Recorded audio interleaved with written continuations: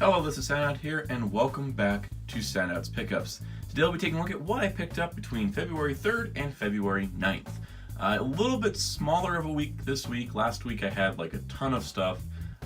This was a little bit more reserved, but you know, still some stuff. Still mostly DC. Didn't intend for that to happen. It just happened. So yeah, let's just get started.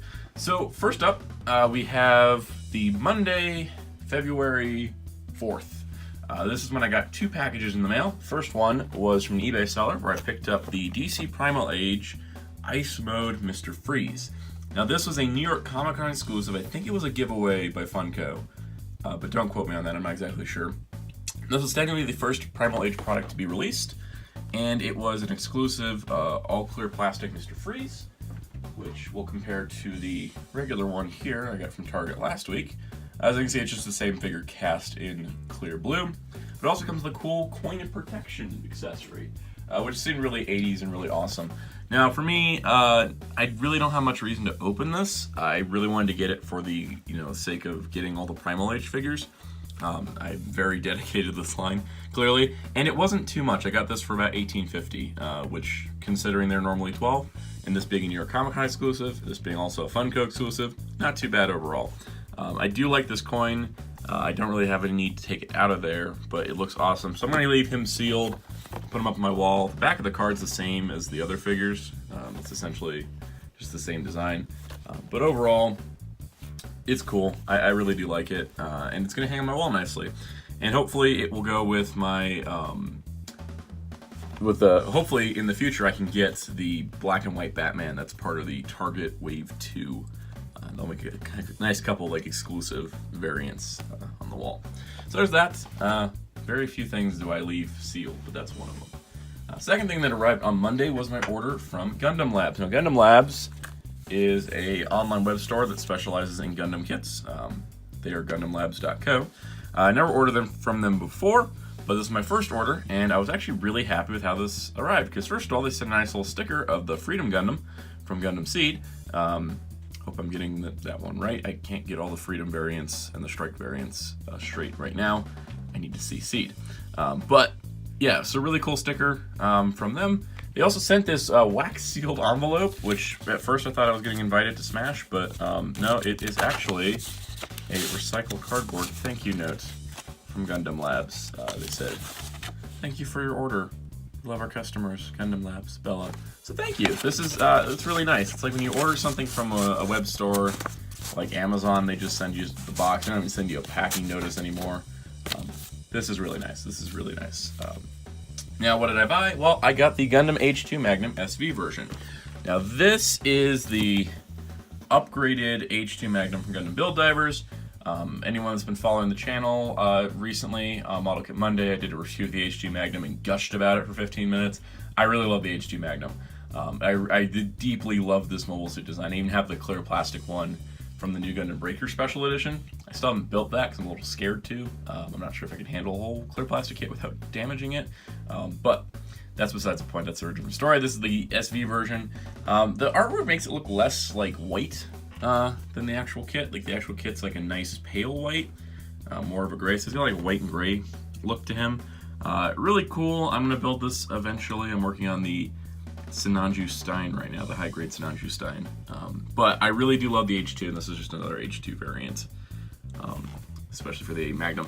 The H2 Magnum's a design I love enough. I'm probably gonna end up buying the Master Grade version, and I still want to get the regular H2, the H2 Dark Hound, and I think there's like another variant out there, but H2 is like one of my favorite designs. I don't know what it is. H2 Magnum was something I picked up on a whim because I thought it looked cool, but then I really fell in love with the design while building it.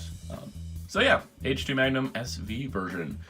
So yeah, that'll probably get featured some point on Model Kit Monday, I think, most likely, because H2 Magnum. So that was what I got on, that was Monday. So those are my two packages. Now I go out on Tuesday because remember when I said last week that I didn't want to buy Arrow, Flash, Legends, or Supergirl. Just move this over for a moment. Arrow, Flash, Legends, or Supergirl. I didn't really want to buy them at 15 a piece last week when I bought Gotham. Well, Best Buy dropped them to 10 a piece, and I said, okay, I'm in. I had to go between 2 different Best Buy stores, one on my side of the town, one that was like a good 25 minutes away. It's still in the same city, it's just, all the way across town. But I was able to pick up all 4 sets. So we have Arrow Season 6, which was surprisingly only had 1 copy at 1 store. Really nice packaging. I really wanted to get these because I've been collecting the DC TV stuff so far.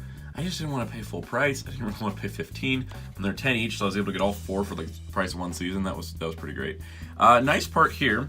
It says all 4 epic superhero crossover episodes of DC's Legend of Tomorrow, The Flash, and Supergirl. Yes, each season does include all 4 parts of Crisis on Earth X, which isn't consistent with the other releases. Which I'll talk about it some other time because it's complicated. Here's Flash. Flash still has shiny covers. They still have reflectively shiny covers on the Flash seasons. They used to do it for other ones, but not as much anymore. But yeah, so I got that. Legends of Tomorrow, Season 3. I do like this cover. It's nice and blue. Really cool. And of course, Supergirl Season 3, which has another nice cover. So yeah, nothing too crazy. Like, I'm not going to rewatch these shows anytime soon. I think I will when one of them ends, maybe. Like, when it's all over and I have it on Blu-ray, I'll go back and binge it all. But I'm glad to have them just to kind of go with the collection and to get some cool bonus features. I do like the bonus features. Speaking of bonus features, I picked up a Man of Steel Blu-ray. So I own Man of Steel on regular Blu-ray. I did not own it on Steelbook, but I own Suicide Squad, Wonder Woman, and Justice League on Steelbook. And I'm going to get the Aquaman Steelbook once I can order it. But I didn't have Man of Steel or Batman v Superman on Steelbook. So, when I was at Walmart looking for Mega Bloks figures and having no luck, I looked over the entertainment section and there was a Man of Steel Steelbook. There's a couple of them. This is like the original release from like 2013. It has Walmart exclusive bonus features. There's a cardboard covering I forgot to bring with me here. But it was $10, so I was like, I can't argue with that. And really, it's just, it's got like the same stuff as the regular Blu-ray, but it's cool. The inside art here is got Superman, which is nice. So I like it. I just need to get myself a Batman v Superman one. Most of them are expensive online, so unless I run across one of them at like a Walmart or a Best Buy, because sometimes they just randomly stock old stuff, I'll have to wait for like a reissue. But they like to do reissues either when new movies come out or when they're releasing other ones. Like, who knows? Like, I remember Best Buy reissued all of their X-Men Steelbooks when Logan came out or something, or Deadpool 2 or Apocalypse, something like that. So I'm kind of hoping there'll be like another run and I can grab a Batman v Superman Steelbook to have all the DCEU on Steelbook. It's not necessarily that I'm like the biggest DCEU fan per se, but since I got 4 out of the 5 on Steelbook, I might as well get the last one if I can. But I'm not going to spend like a ton of money. Yeah, Man of Steel's not one of my favorite movies. I can say, I feel like it had a lot of great ideas with some kind of poor execution. I don't disparage anybody that does like the movie. It's just like I don't personally like it because of like the reasons why I love Superman are not present in this movie. So kind of I'm disconnected from it in a lot of ways. But there is cool things in here like the Superman 75th anniversary short, which I love to death, and it's on this Steelbook. And this version had Walmart exclusive bonus feature where it's like Hans Zimmer talks about the score, and that was my favorite part of this movie. So that was totally worth it. But that does it for this week of the pickups. I think that's pretty much it. I'm running a little short on time for normal, I guess, to do. How about we have a quick little discussion about the quality of the DC TV Blu-ray releases over the year. So here's my collection of DC TV stuff. Going through it, there's been some interesting changes over the years. So first of all, we have Arrow, which is the oldest of the shows. They used to do them as DVD Blu-ray combo packs, which, in case anyone's wondering, yeah, that means there's like 10 discs in here. This is the thing Warner Brothers did with all their shows. They've stopped that now, thankfully. But yeah, so Season 1 of Arrow and Season 2 of Arrow were in the combo pack style. This one being a Best Buy exclusive lenticular cover. Season 3, they started doing the shiny covers. Those are shiny. This one actually includes a comic book, which is kind of neat. I don't know why it does, but it just does. I remember for Season 4 of Arrow and the accompanying seasons, they had Steelbooks at Best Buy, which I didn't pick up because I really wanted to keep consistent. But they still had kind of the shininess, but less of the shininess. Then season 5, it's a matte cover. Season 6 also matte cover. So that's pretty much that. Flash, like I said, has kept its shiny covers over the years. This one's shiny. This one's also shiny, which is nice. This one's shiny. This one's less shiny than the others, but it's still more reflective than the flat covers. And then shiny. Gotham has always been flat, but it's been consistent. So there's Gotham. I like this one. It's probably my favorite cover. And then season 4, just white. See, all the others had darker colors. That one's just white. Here's Supergirl, which it's kind of like the Supergirls work like a animation of sorts. It's like, oh, she's flying, and she's landing, and now she's landed, that's kind of fun. Legends got the shiny cover for season 1. Supergirl didn't get a shiny cover even though it was the same year. So Supergirl's always been flat covers, but I think that was CBS versus CW or something. Flat cover, but nice image. And season 3, which we just got. The Vixen CW series got compiled into a movie with some new footage. It got the same side slipcover as the other seasons, so that was nice. But then when they did the Ray, they did the traditional slipcover. But there's a lot of continuity problems with the Ray, so maybe it's not actually in continuity. I don't know. And then we have Warner Archive released Constantine, since it was a NBC series, got canceled. Warner Archive did it, so there's no slipcover, but I'm pretty much considering that Arrowverse, by the way, if anyone's wondering. And then we have Black Lightning, which I actually picked up when it came out, because it was incredibly hard to get the first week. Now, another thing that's inconsistent about these, aside from, like, cover art, is that the crossovers. So, ignoring these, because they're not part of the crossover, and ignoring Gotham, because it's its own thing. So looking at the crossovers specifically,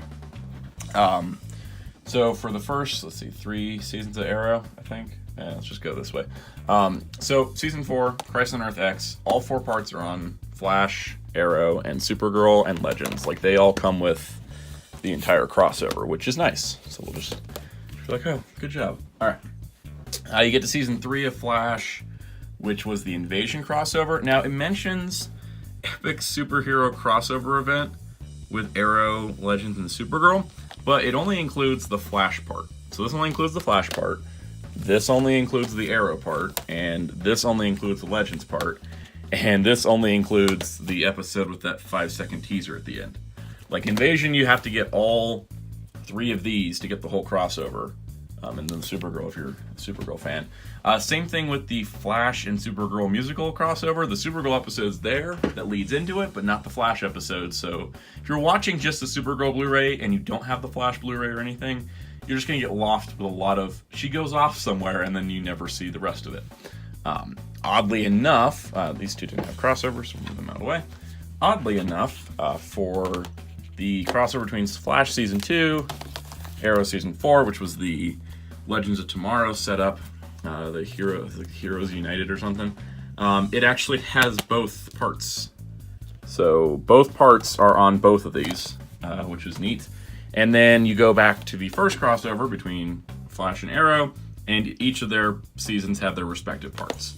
And then these two didn't have crossovers. So essentially what I'm saying is that they somehow managed to have 2 of the crossovers have complete crossovers on the Blu-rays, but 2 of the crossovers don't, and you have to buy all of them.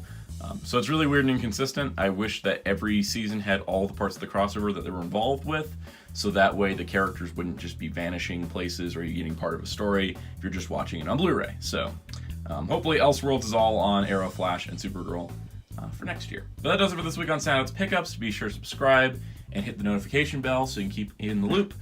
This series usually picks up on Sundays, just talking about my pickups of the week.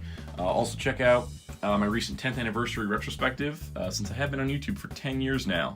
That's kind of a crazy milestone. And also stay tuned for more Model Kit Monday and other reviews in the future. So till next time, this is Soundout saying goodbye.